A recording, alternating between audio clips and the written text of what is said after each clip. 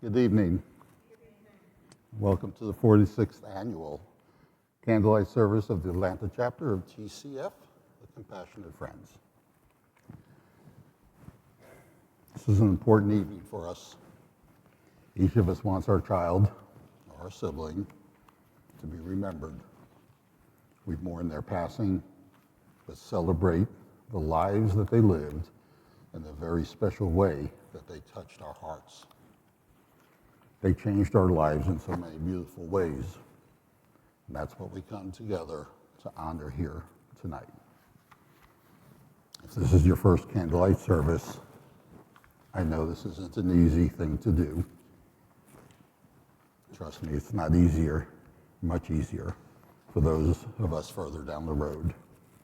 But it's a testament of our love for our sons, our daughters, our brothers, and our sisters. Before we begin, I'd like to take a moment to ask, be sure your cell phones are all in the off position. It says here also pagers, but if there's anyone in here with a pager, I'll buy it for $1. I'll sell it on eBay for 100.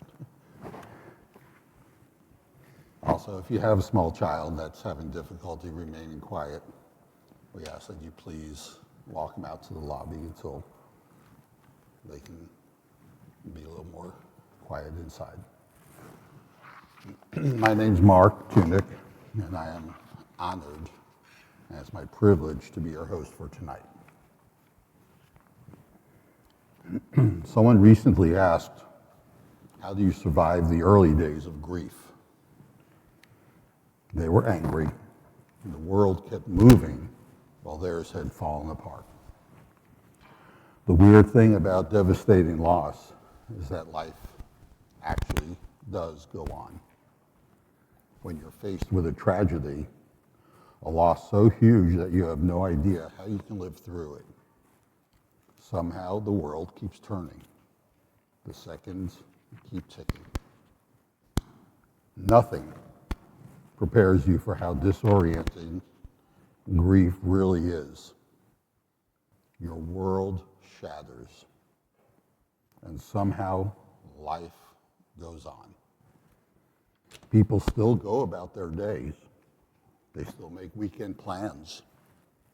They still smile and laugh like nothing's happened. Meanwhile, you want to scream. Don't you know the world has ended? But it didn't end, not for them. That's one of the hardest parts, not just the pain, but the disconnect. Waking up in a world that looked identical, yet everything had changed. We didn't know how to live in a world where our child or sibling no longer existed. And yet the seconds kept ticking, the days kept passing. But here's what I've learned. You don't have to have it all figured out. You don't have to feel healed. You just have to keep showing up. Not because of some cliche about how, they wouldn't want you to be sad, but because you deserve to keep going, even when it feels impossible. So if you feel disoriented, heartbroken, like you're barely getting by, know this: you're not falling apart, you are grieving. Yes, life goes on, but you don't have to move at its pace. You move at your own.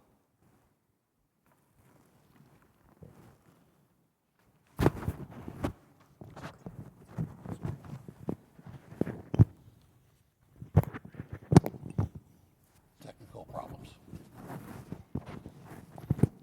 Thank you. Our children and siblings would want us to live again. They would be the first to tell you to grasp life and to carry them forward with you. Those of us in the Compassionate Friends are the wounded healers who come together to comfort others, as we ourselves were comforted when we first came here. Tonight is about remembering our children individually, by name, and celebrating the ways they touched our lives and will continue to do so. Many of us are friends through our monthly meetings that we have here at this church, the second Tuesday of each month. If you haven't been to a meeting yet or lately, I hope you'll join us at the next meeting on Tuesday, December 9th. These meetings, both for parents and siblings, offer a safe place to talk about all the emotions you're dealing with people who really do understand. And if you're among those who are further down the road and you can be here to support the newer members, we would appreciate your help at these meetings. These meetings have helped countless parents, grandparents, and siblings work through so much pain, so much sorrow, so much helplessness, and so much hopelessness. I'd like to take a few moments here to tell you about my own son, Dustin.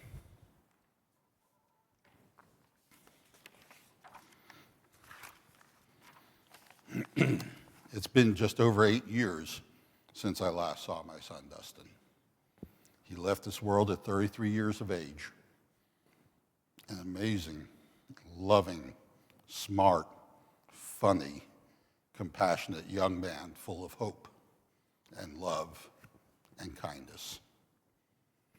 Our family was shattered, and we've tried over the years to rebuild our lives as best we can.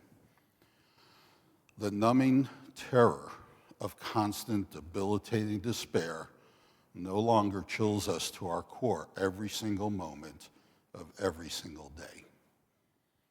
I still battle grief. Grief is always close by, lying just below the surface of my daily life and personal facade. However, the attacks are less frequent, but grief is a sneaky creature and sometimes hits me with a sucker punch that is as painful as the first dreadful morning. It's not as often because I am stronger and can fend him off a bit better now. My family now has a new life. It's not a life without Dustin. Though we can no longer look into his beautiful eyes or feel his arms embracing us, he remains in our lives as much or more so than ever before. He now lives in our hearts, in our souls, in our actions, and in our memories. There is life after sinking into that darkness. As Dustin taught us, never give up. Always cling to hope. Always keep trying. And as he told us, if you have a demon, face it. If you have a dream, chase it. My son has given the gift of appreciating every moment. For that, I am now and always will be thankful. Thank you for letting me share just a small bit of my story.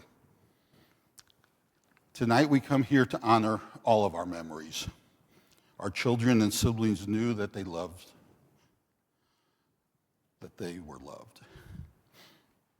But we tell them again and again by lighting candles every year, year after year, and remembering them with love.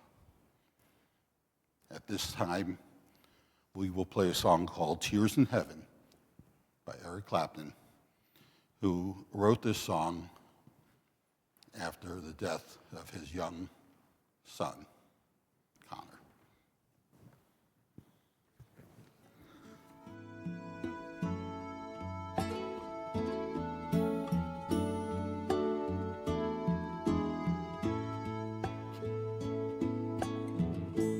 Would you know my name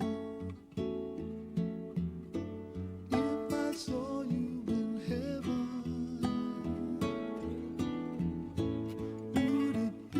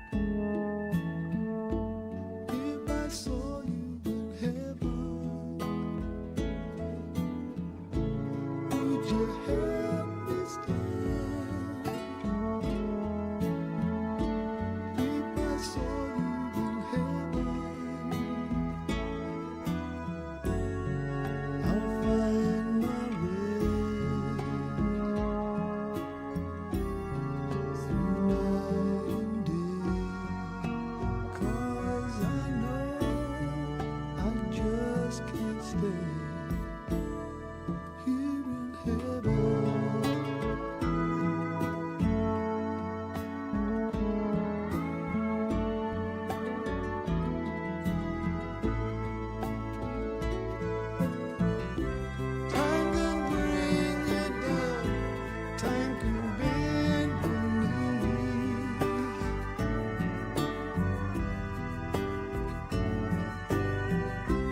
Time can break your heart. Have you begging, please? Begging,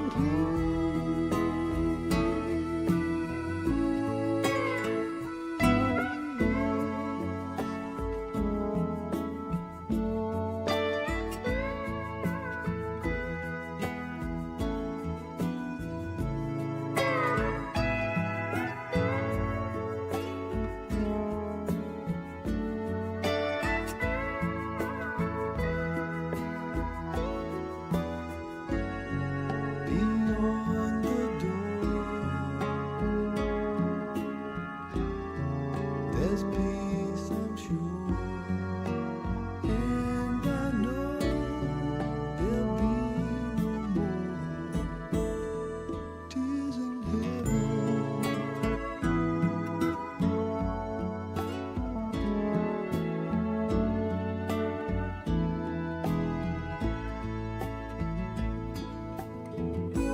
Would you know my name if I saw you in heaven? Would you be the same if I saw you in heaven? I must be strong and carry on, 'cause I know I don't belong here in heaven.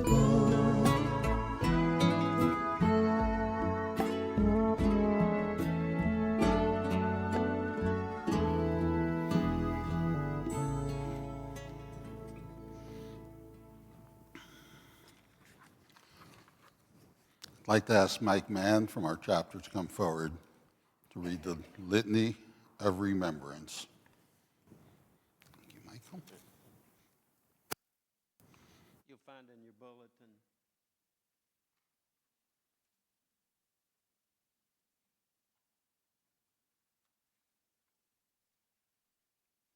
And the rising of the sun and its going down,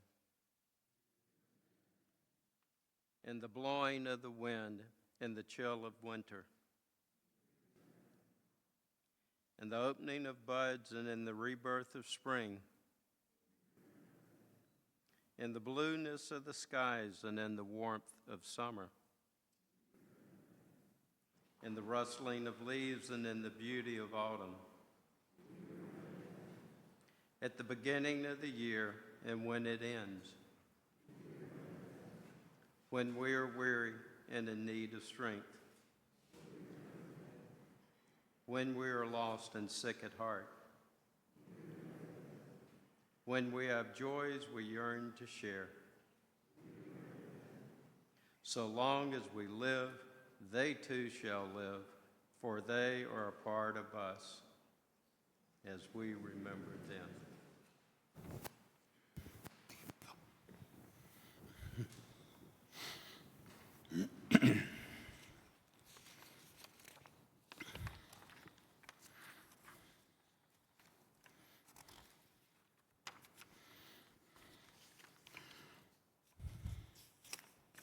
I'd like to share a short poem I found.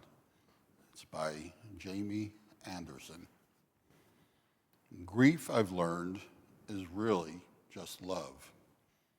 It's all the love you want to give, but cannot.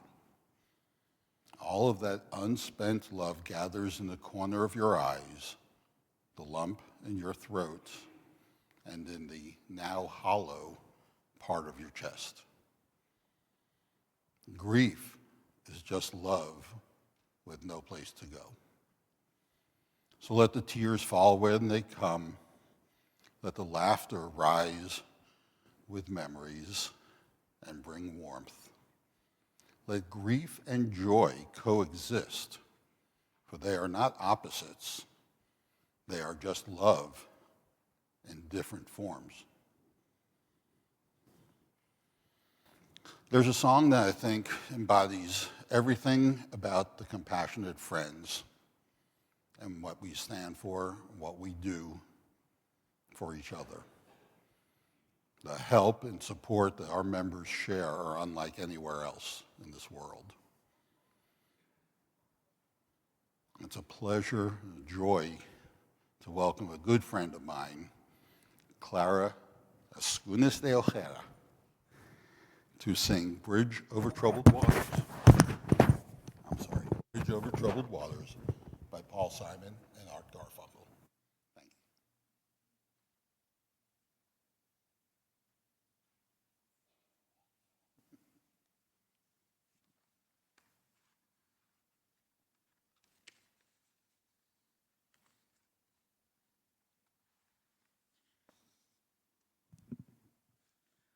When you're weary,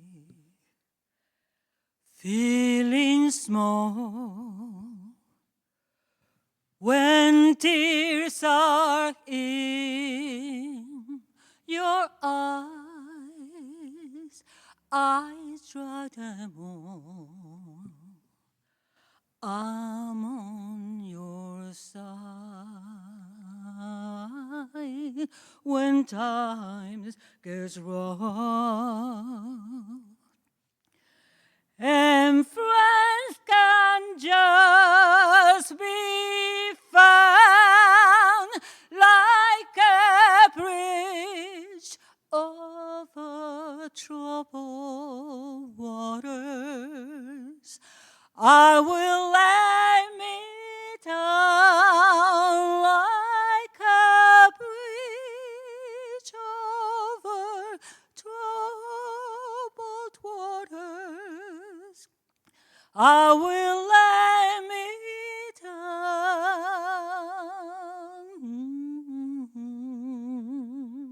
when you're down and out,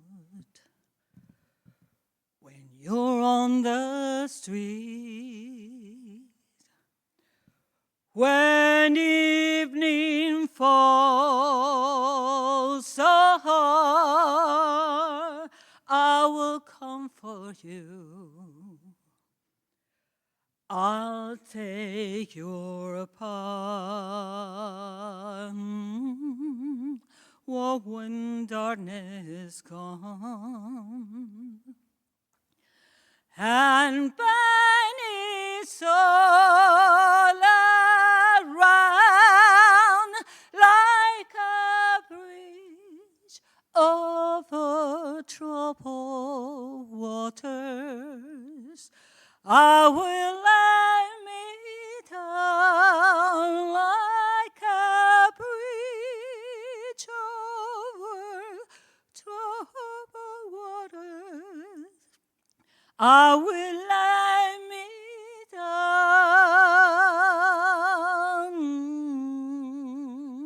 Sail on, silver girl. Sail on by. Your time has come to shine. All your dreams are on their way. See how they shine. Or if you need a friend, I'm sailing right behind like a bridge over troubled waters. I will lay me down like a bridge over troubled waters. I will let me down.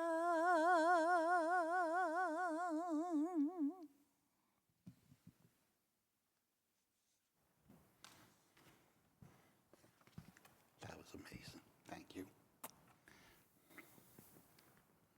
Thank you, Clara. That was amazing.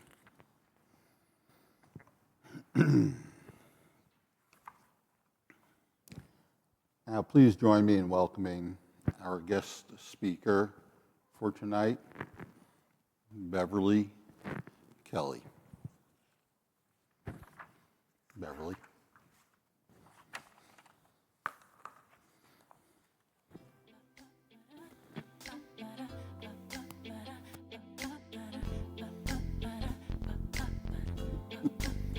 Bring the beat in. Love it. No. Go get him, girl. Honey, honey, I can see the stars all the way from here. Can't you see the glow on the window pane? I can feel the sun whenever you're near. Every time you touch me, I just melt away. Now everybody asks me why I'm smiling out from ear to ear. But I know, whoa, nothing's perfect, but it's worth it after fighting through my tears. And finally you put me first. Baby, it's you. You're the one I love. Good evening, everyone. Thank you. My name is Beverly Kelly. I'm Deanna Britt's mom. Okay.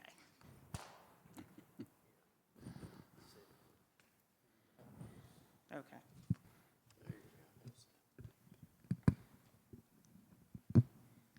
Can everybody hear me okay? Yep, okay. Sorry about that. Again, good evening, everyone. My name is Beverly Kelly. I am Deanna Britt's mom.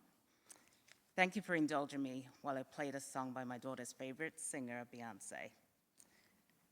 We are all connected in a way no one ever wishes to be. We are parents who have lost a child. The loss of a child is not something you get over, it just becomes part of who we are. I want to take a moment to acknowledge the siblings in this room.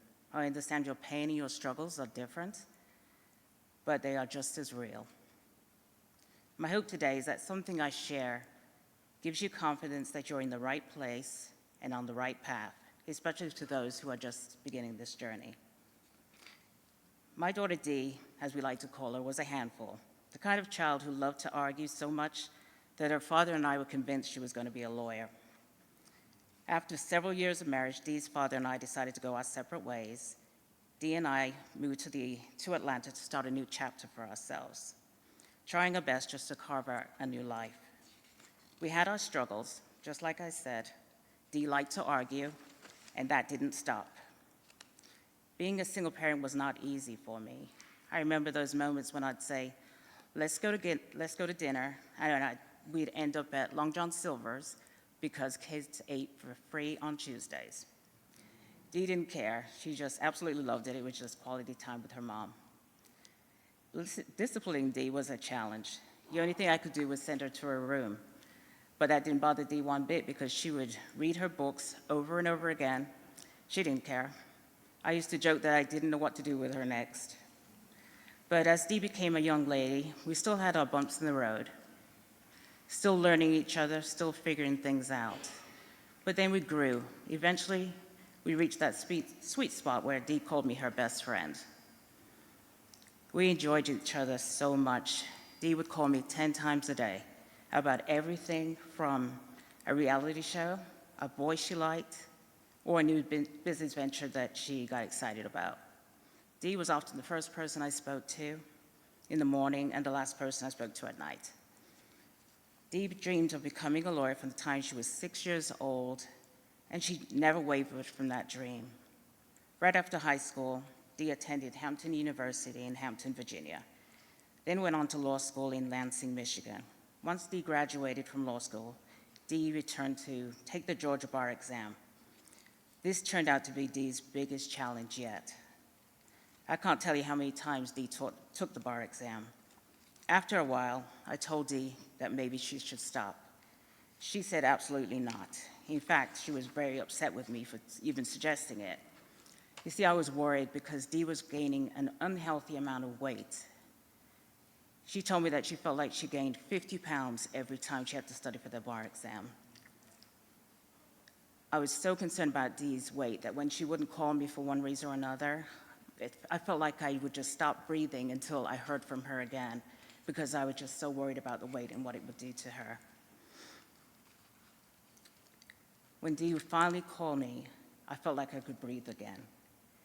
She had no idea I felt that way, but that was a struggle that I just kept to myself. In December 2020, Dee finally passed the bar exam. She was finally a lawyer. I don't know who was more excited, me or Dee. We spent the day calling everybody that we knew. It was a great day. I often prayed that my child would become a good person.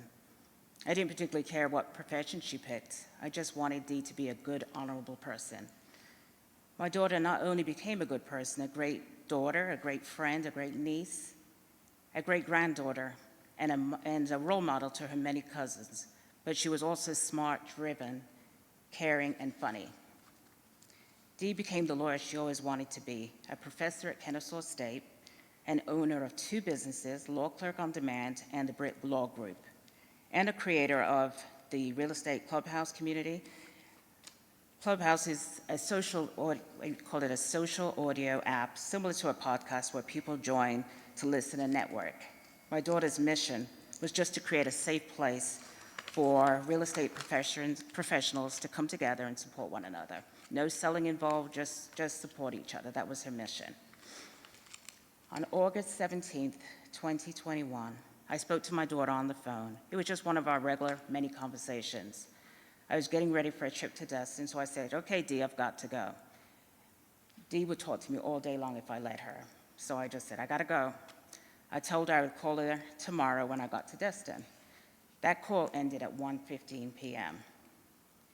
After the conversation, I thought to myself, she sounds good. She sounded happy. She had what we thought was a sinus infection, but there was no sign in her voice that she wasn't well. And she was also very excited about a party she had just hosted for her real estate investor friends, some of them from the Clubhouse that she created. The next morning, my husband and I were on our way to Destin. As we got close to Destin, my phone started ringing. It was my brother calling to say no one had heard from Dee. She had a scheduled Clubhouse meeting online the night before, but she didn't show up, which is so unlike her. She is very professional and, of course, would show up. At this point, I wasn't worried. I thought maybe she overslept. But then I asked my brother to go check on her at her apartment. I'll never forget my brother's voice on the phone saying, she's gone. I screamed. I couldn't believe what he was saying. I asked him to say it again, over and over again. What are you saying? He said, she's gone. That was the day my world changed forever. My only child was gone. She was 34 years old. The medical examiner said she passed away at 1:15 on August 17th, just 15 minutes after I spoke to her. Dee passed away from COVID and weight-related complications. I often wonder if the reason I thought she sounds good after our conversation was God's way of letting me know that she's good and I've got her now. What made Dee's passing so hard to accept for me was that she was finally stepping into her best season of life. After finally passing the bar exam, Dee had weight loss surgery. She lost 90 pounds and was feeling amazing. I remember her proudly saying to me, Mom, I am 10 pounds away from 100 pounds. She was very dramatic at times. I told her I was proud of her. Dee's confidence soared. Her businesses were doing well. She was helping others through Clubhouse and just building her life. I remember thinking, she's finally okay. And I no longer had to worry about Dee. Everything was coming together. It felt like this was her time to shine, and I was so ready for it. In those early months after Dee passed away, everything felt unbelievable. All I wanted was my daughter back. I couldn't think straight. I was confused all the time. There were nights when I'd wake up crying, overwhelmed by a grief I didn't know how to carry. My husband, Dee's stepdad, was amazing. He was there every day supporting me the best way he could, never leaving my side. My friends and family helped as much as they could. When I say they never left me alone, I mean it. They called, they answered my calls, no matter how late, no matter how many times I needed to talk or cry. my friends were there. They showed up for me in every way they could. Their presence, their patience, and their love carried me through moments when I didn't think I could carry myself. And I'm truly grateful. A friend told me about Compassionate Friends early on, but I wasn't in the headspace to hear it. I couldn't hear any advice during that time. I was just trying to make it through every day. Then one day at work, something shifted in me. It felt like I had a small panic attack. I knew I needed something, and I went online searching, desperate to find something that could help me. I didn't know what that was, but I knew I needed something. That's when I came across Compassionate Friends. It took me a while to realize it was the very same organization my friend told me about months ago. I went to my first meeting, and the moment I sat down in the chair, I felt something I hadn't felt in a long time. I felt like I was in the right place. Listening to other parents share their stories, 5 years, 10 years into their loss, I remember thinking, almost in disbelief, how are you still standing? How do you wake up and move through this world for 5, 10 years without your child? And yet, here I am now, 4 years, 3 months, and 19 days since my daughter passed, standing in front of you, telling you my story. That's the kind of strength I got from Compassionate Friends. Dee was always giving up herself. She was compassionate. She took the time to see you and understand what you needed. She was encouraging and supportive. And what I loved the most is how fun Dee was. It was normal to find Dee in my brother's basement singing a Beyonce song and her cousins and aunties in the background as her backup singers. When we hear the word legacy, we often think of what people leave behind: money, jewelry, real estate. When I think of my daughter, I don't remember what she left or how she left this world. I remember how she made me feel proud, inspired, loved, and seen. The real estate clubhouse Dee started grew from 15 members to 120,000 members in a matter of months, and it's still going on today. Those members did not know Dee was struggling with her health. They only knew how she made them feel. She made them feel loved, important, and included no matter their background. Dee's cousins will remember dancing in the basement. The younger cousins will remember the quality time she spent with them, teaching them how to build gingerbread houses, and is now a tradition that they look forward to every year. But most important, they will learn the important lesson to never give up on your dreams. The way my daughter made people feel is her true legacy.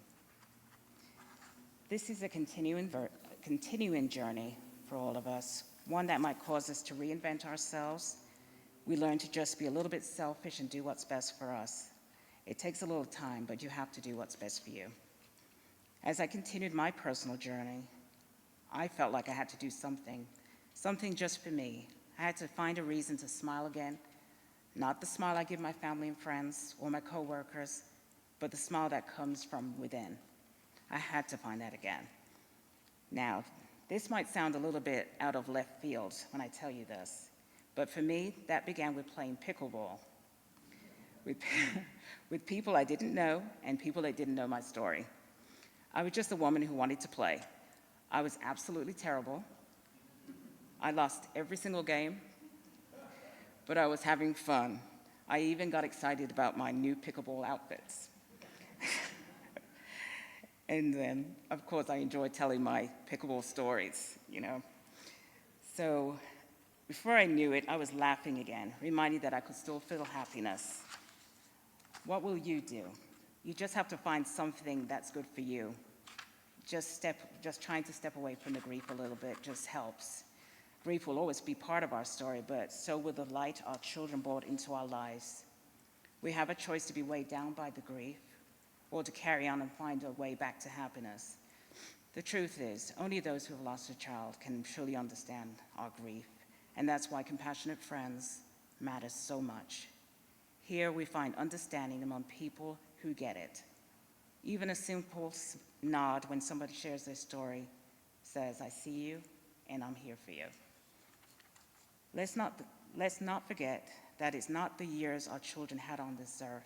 It's about the love they gave us, the lessons they left, and the way that changed us forever. Dee taught me to never give up.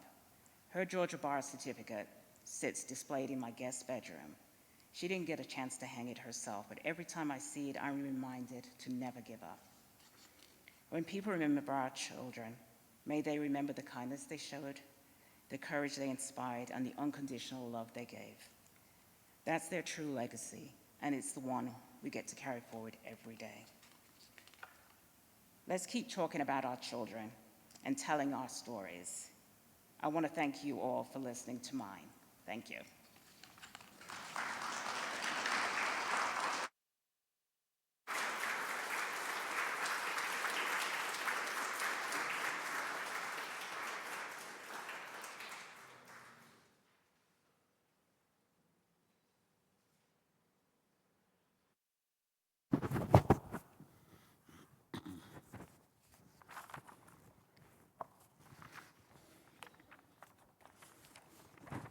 Oh, we're all out of order here now.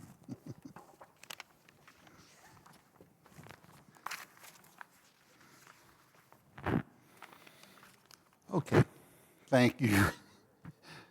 This may work, may not.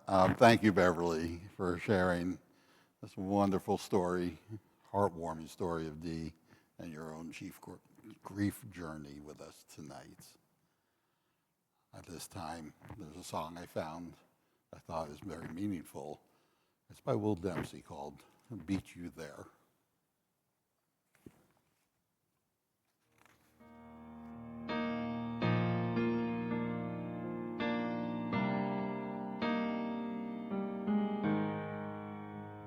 I don't know why God always takes the good ones first. And man, I've tried to be strong and carry on, but damn, this hurts.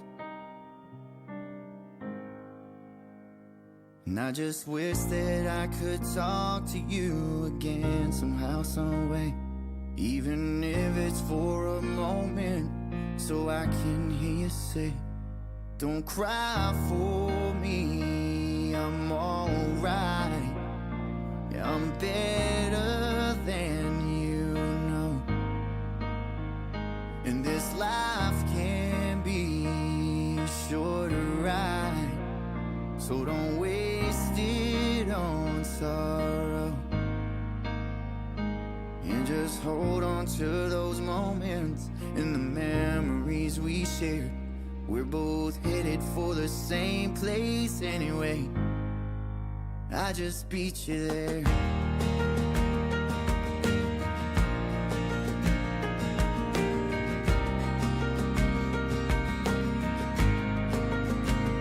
I know they say, just give it a little time, you'll be okay. But that might be true. It don't really help me.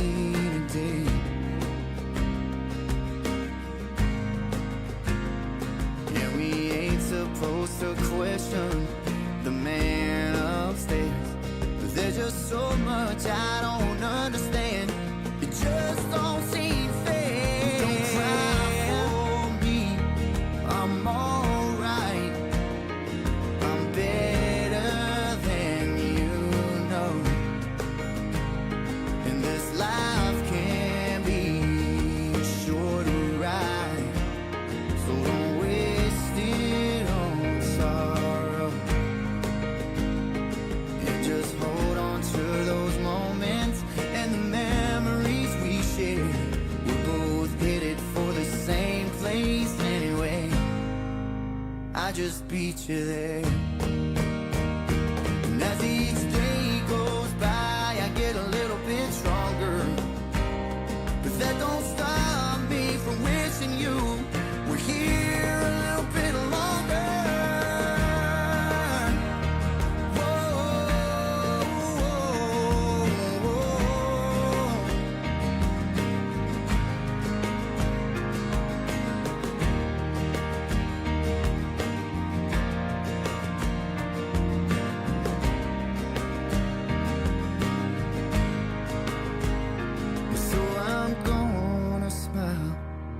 when I think of you, like I know you'd want me to.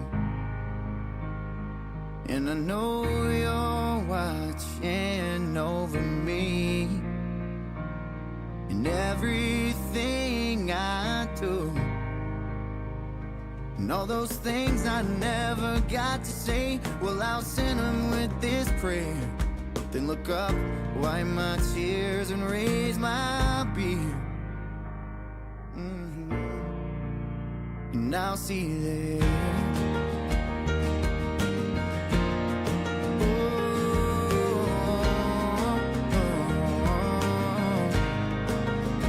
And I'll see you there.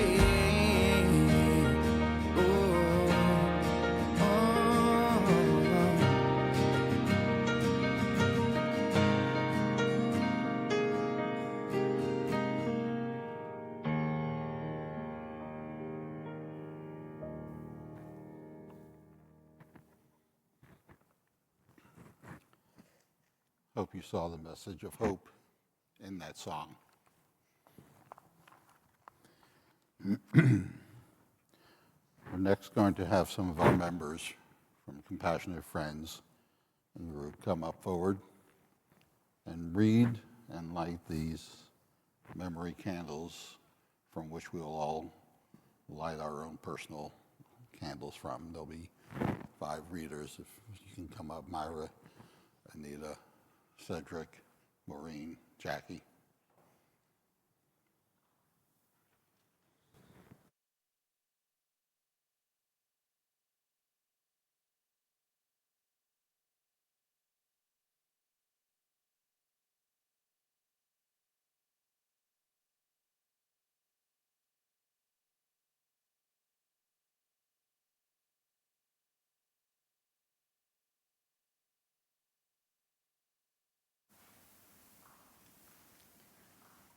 Okay, where is it?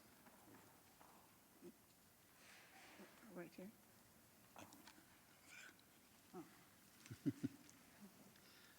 As we light these candles in honor of you, we light one for grief, one for our courage, one for our memories, one for our love, and one for our hope. The first candle represents our grief. The pain of losing you is intense. It reminds us of the depth of our love for you. Our joy and our sorrow are inseparable.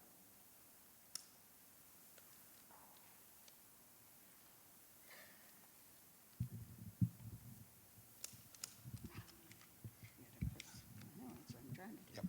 There we go.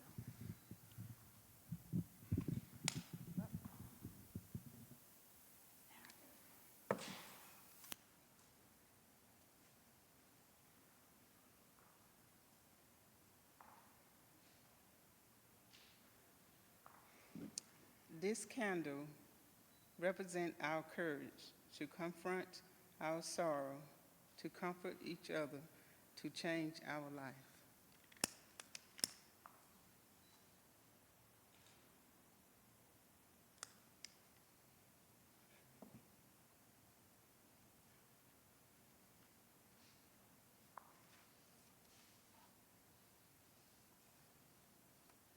This candle we light in your memory, remembering the times we laughed, the times we cried, the times we were angry with each other, the silly things you did, caring and the joy you gave us. This light is also for the memories that never were. Even though our memories can bring pain, in time we'll look upon our memories of you as yesterday's beautiful to our heart.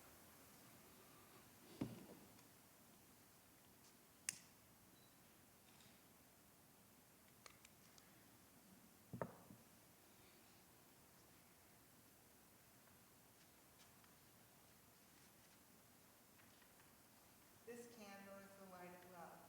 It reminds us of our love for you and memories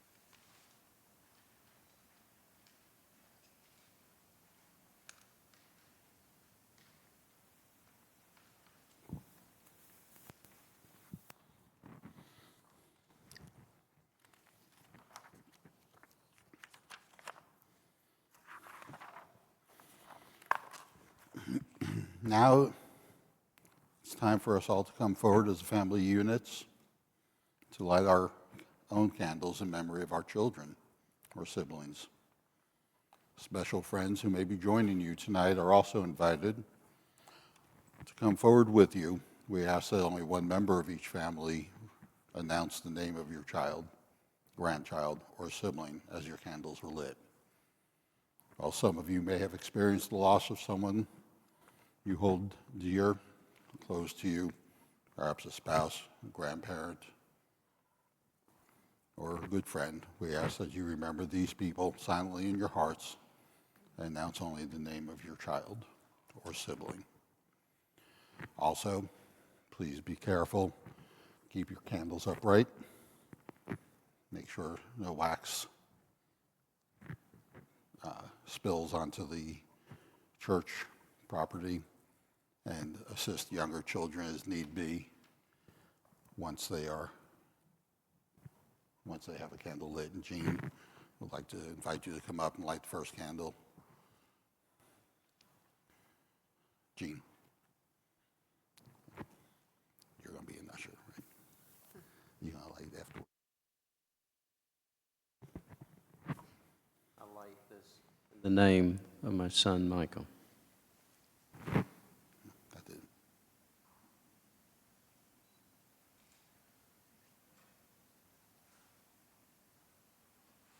I light this candle in memory of my daughter, Jana.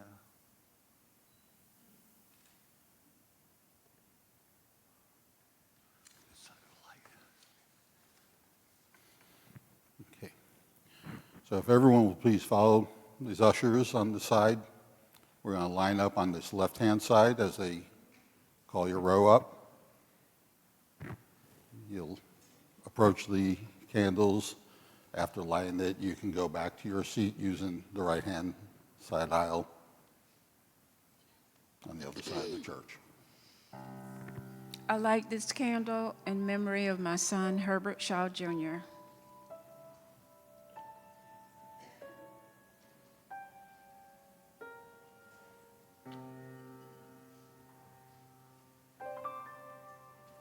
I light this candle in the memory of my son, Sean David Albanese.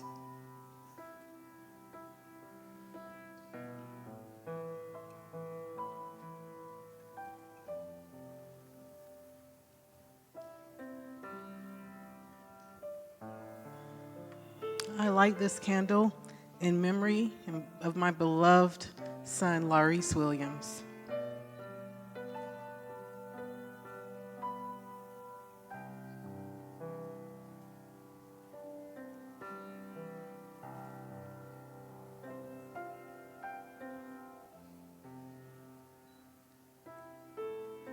I light this candle in memory of my adopted nephew, Dustin Tonic.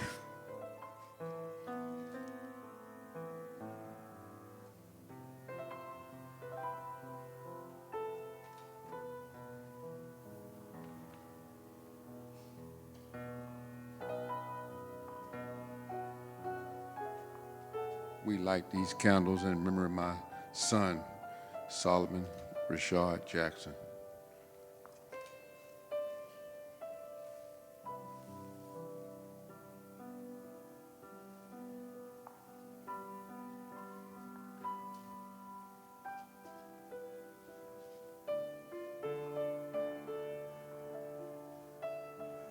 We light these candles in honor of our daughter, Michelle, who died 30 years ago.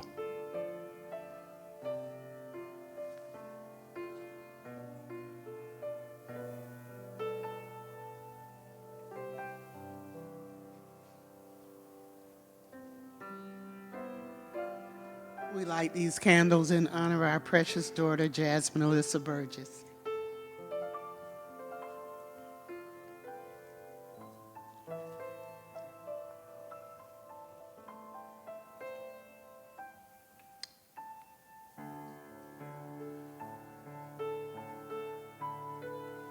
I light this candle in memory of my daughter, Asia Lachelle Cousin.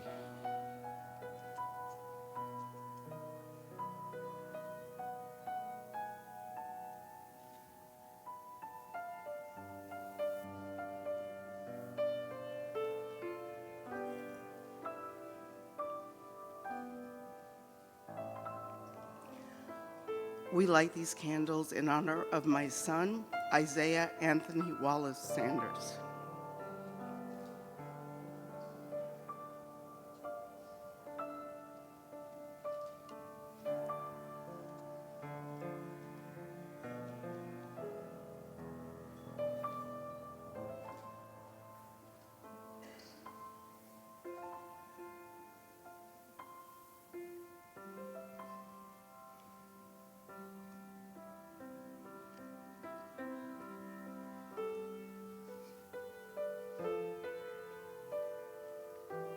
We light this candle in memory of our daughter, Adrienne.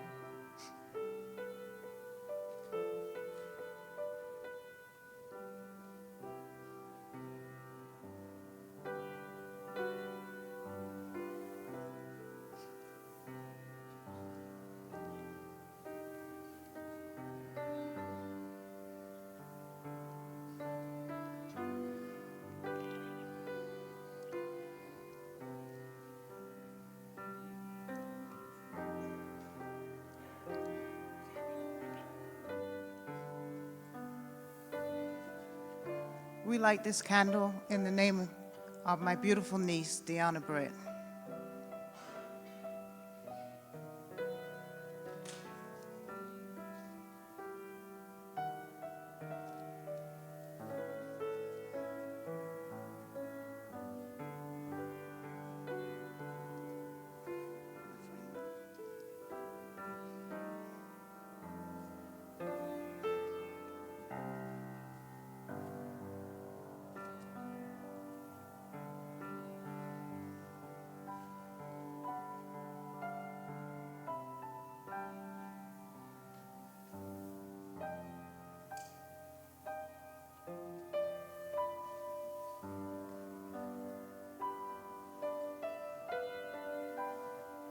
I also light this candle in love of my son Adonis, Satya Martin.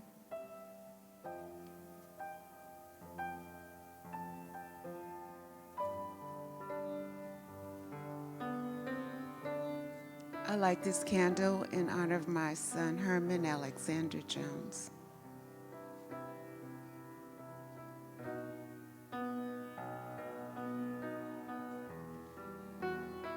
I light this candle in honor of my daughter, Melody Nicole Geddes.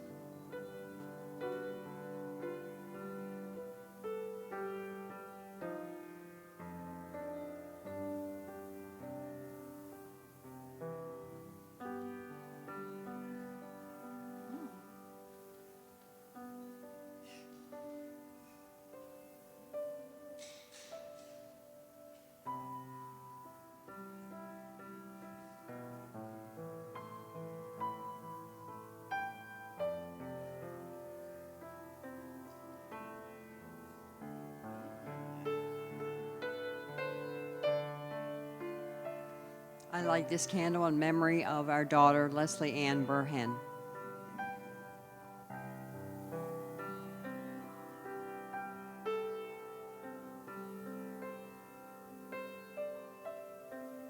I light this candle in honor of my daughter, Imani Thompson Twine, and my brother, Warren Thompson, and my sister, Bonnie Stevens.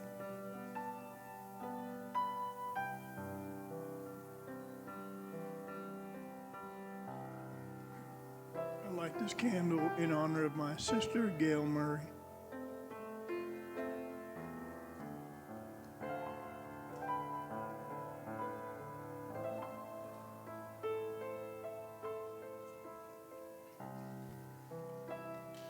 We light these candles in honor of my son, Nathan Kent McInnes.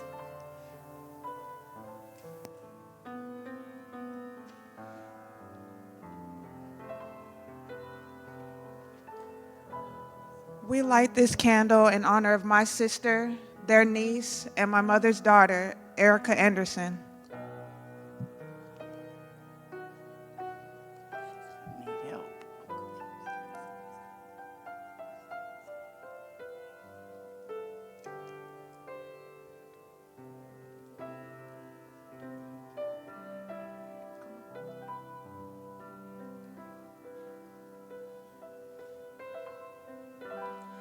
We light these candles in memory of my daughter, Andrea Tyra DeBrule.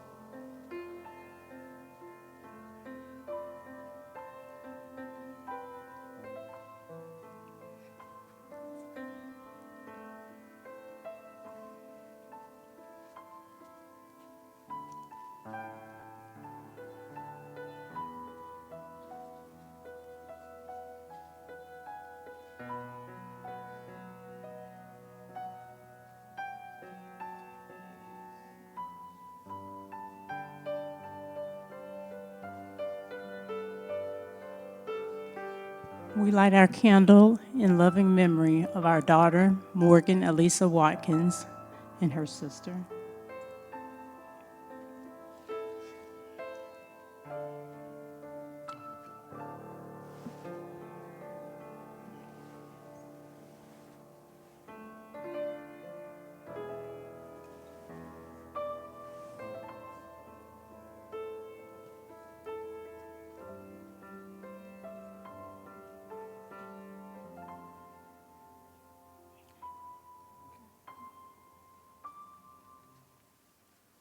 I light this candle in honor of my daughters, Deshay and Kathleen.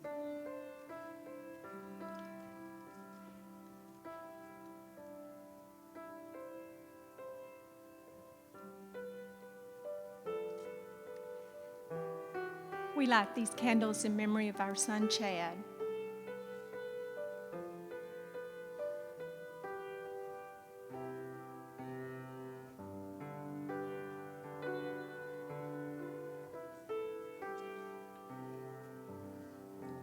I light this candle in memory of my son, Michael.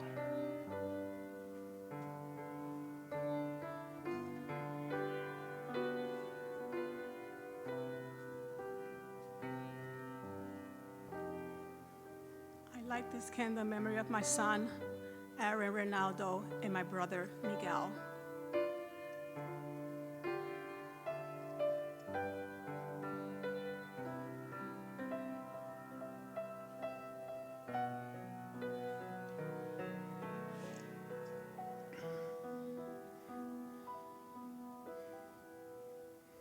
I light this candle in memory of my son, Dustin Michael Tunick.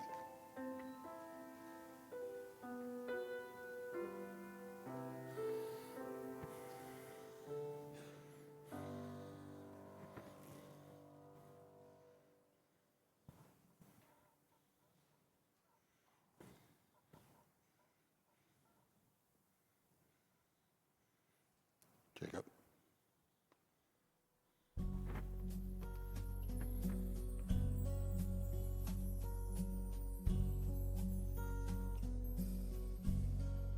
Tonight I hold this candle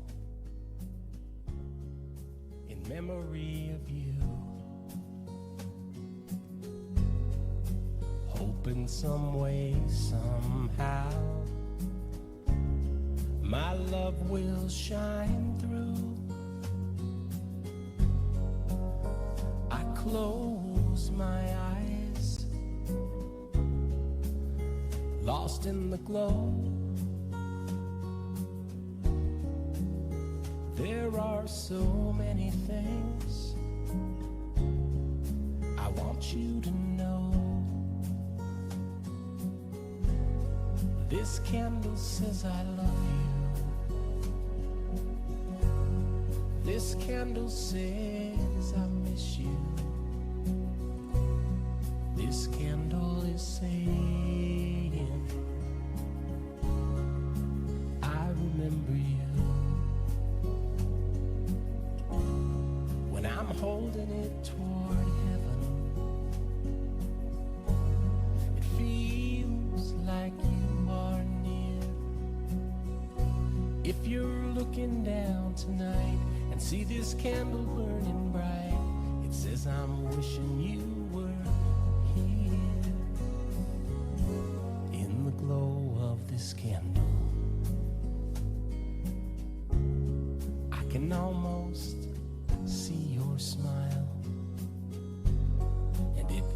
carries me away for a little while to another time, another place, when all it took to light up my world was your beautiful face. This candle says I love you. This candle says I miss you. This candle is saying I remember you. When I'm holding it toward heaven, it feels like you are near.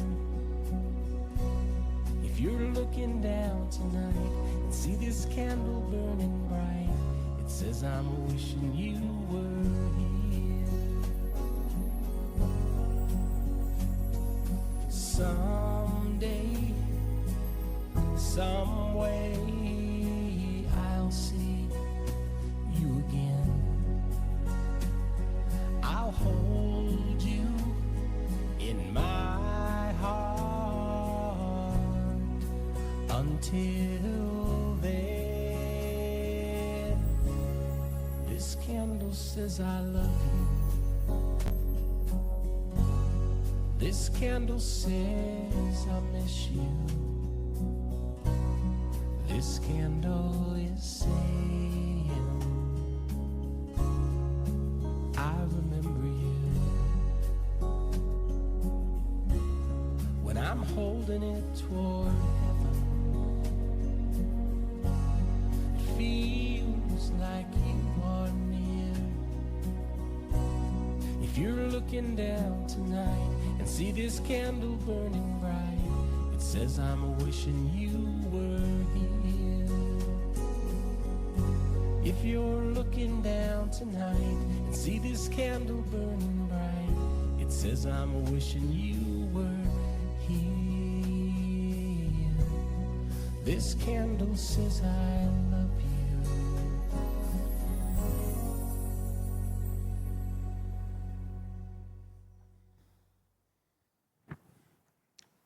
We can extinguish our candles now.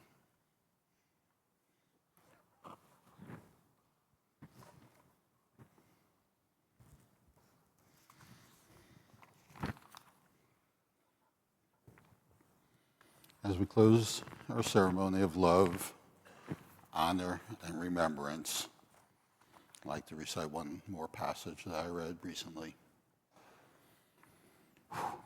It's going to be hard. No one tells you that this is part of it. No one warns you that loving deeply means that one day you will grieve just as deeply. That'll be worth it, but it will also break you. That the same heart capable of holding immeasurable joy will one day have to hold unbearable sorrow. And yet, here we are. It's easy to resent that, to wish it away, to long for a life untouched by loss. But if given the choice, would I undo it? Would I erase the love to escape the pain? The answer is always no. Because grief isn't just pain. It's proof. It's proof that something beautiful existed, that we were given something worth missing. So in the hard days, remind yourself, you wouldn't trade the love to escape the grief. You wouldn't erase the happiness to avoid the pain. And you will endure a lifetime of missing them for the privilege of having loved.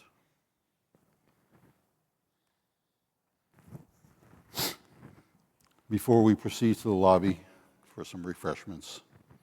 I want to thank those who helped with all the planning, the setup, and the staging of this memorable event, especially those listed on the last page of our program, and those who came this afternoon to help set up without being asked and just showing up, and those who will stay tonight to help clean up, which was all of you, I assume.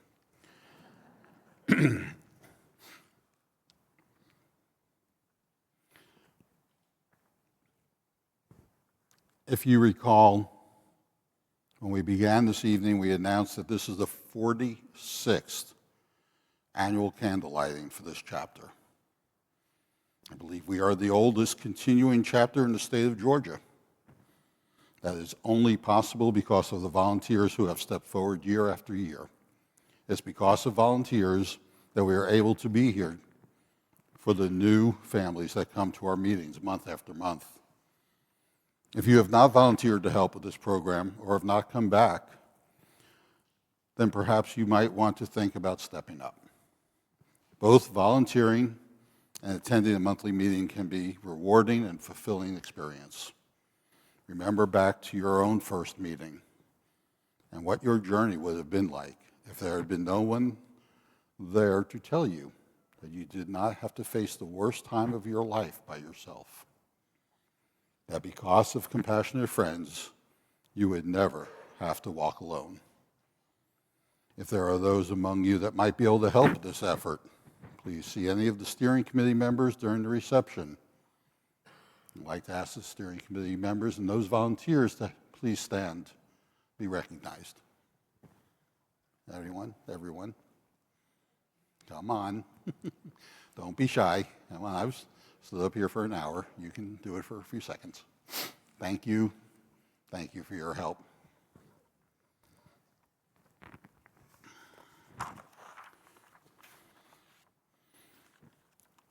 Volunteering is a labor of love and will bring rewards that you cannot imagine.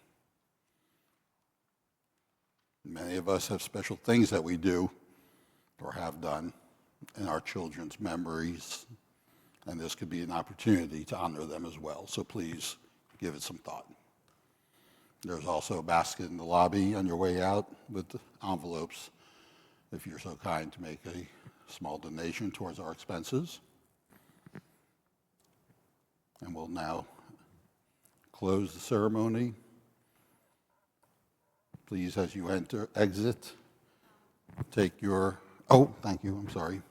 It wasn't written down, so we would like to present these beautiful poinsettias, one to Beverly for being such a wonderful guest speaker, and one to Clara for blowing the doors and the roof off of this lovely church with your voice that just was so warming and so unbelievable. Thank you. Yes, you. You might need a van or truck to take that home. One of those, the big ones there. Oh my God. Yes. Wow. So on behalf of the Tucker chapter of the Compassionate Friends, thank you for showing up, for coming and sharing your children's memories with us. And have a wonderful, wonderful evening. Please join us in the lobby for refreshments. Thank you.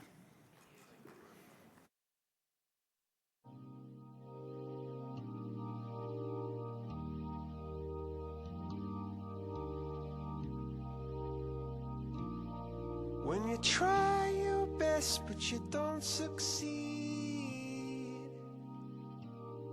when you get what you want but not what you need, when you feel so tired but you can't sleep, stuck in reverse,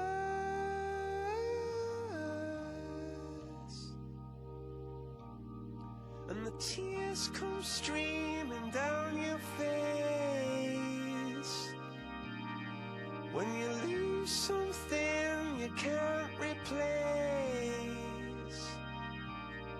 When you love someone but it goes to waste. Could it be worse?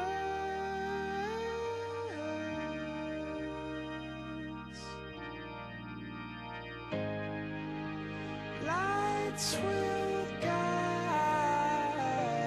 you home and ignite your bones, and I will try to fix you.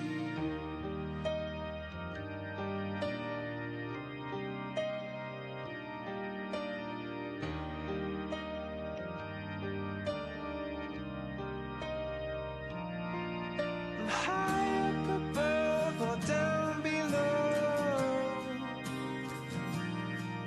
when you're too in love to let it go.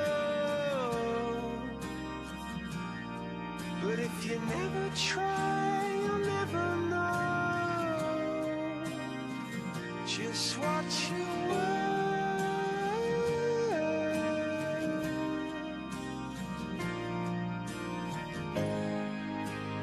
Lights will guide you home and ignite your bones, and I will try to fix you.